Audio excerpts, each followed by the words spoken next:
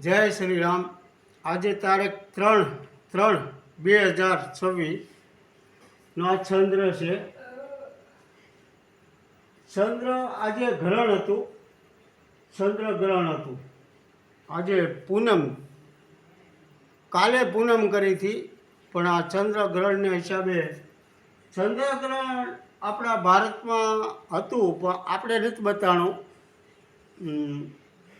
નેપાળ ને બાંગ્લાદેશ ને એ બાજુ બધે બતાણું છે. આપણે એટલે સૌરાષ્ટ્રમાં નથી બતાણું. ગ્રહણ હતું 6:30 પૂરું થઈ ગયું અને ચંદ્ર એકદમ લાલ છે. એનું કારણ છે કે જે ગ્રહણ હતું ને, આ જે ગ્રહણ છે, અને ઉતાહણી તો કાલે પ્રગટાવી હતી, પણ ઉતાહણીના પવને હારા ગયા.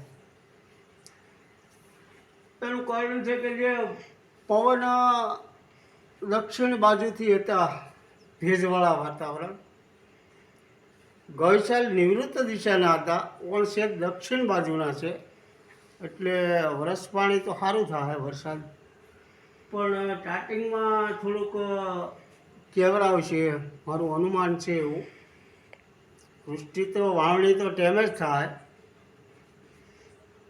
12 જૂન 15 સુધીમાં જ થઈ જાય. આપણે 15-25 થાય, 20-22માં વહેલો વરસાદ થાય. કારણ કે આ જે ચંદ્રગ્રહણ છું ને, ચંદ્રગ્રહણ ગઈ સાલે હતું તારીખ 13 તારીખે હતું, અને આ 3 તારીખે થયું, એટલે 11 દિનનો ફેર પડ્યો છે પૃથ્વીને. ગઈ સાલ કરતાં 11 દિનનો ફેર છે, કારણ કે 12 મહિને 10-11 દિનો ફેર પડે. કારણ કે આ જે અપર મહિનો આવે છે, એટલે 10-12 દિનો, 10 દિનો ફેર પડે છે વર્ષમાં, 10 દિનો. એટલે જે ભારત, આપણા સૌરાષ્ટ્રમાં ચંદ્રગ્રહણ ન બતાડવાનું કારણ છે, એટલી આપણી આમ પૃથ્વી ઉપર હોય છે.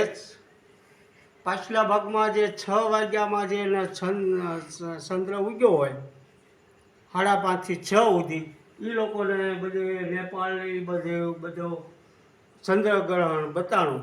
ને આપણે ચંદ્ર અધેર આવી જાય ત્યાં એનું ચંદ્રગ્રહણ આપણે ન બતાડું. આપણા સૌરાષ્ટ્રમાં કે ઘણી જગ્યાએ બતાડું છે કે ચંદ્ર જોવો અત્યારે લાલ છે. તો ચંદ્રગ્રહણ એટલે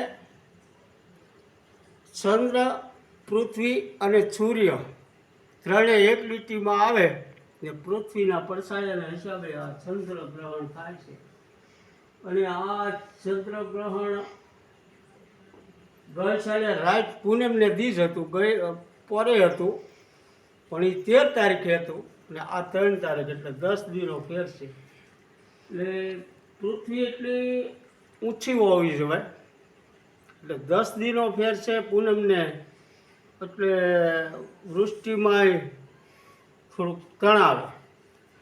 ભલે વાતાવરણ સારું જ છે, દક્ષિણ બાજુના પવન છે, પછી આ જે નિશાન ખૂણાનો પવન હતો આજે, પણ હવે થોડુંક સ્ટાર્ટિંગમાં કેવરાવશે વરસાદ.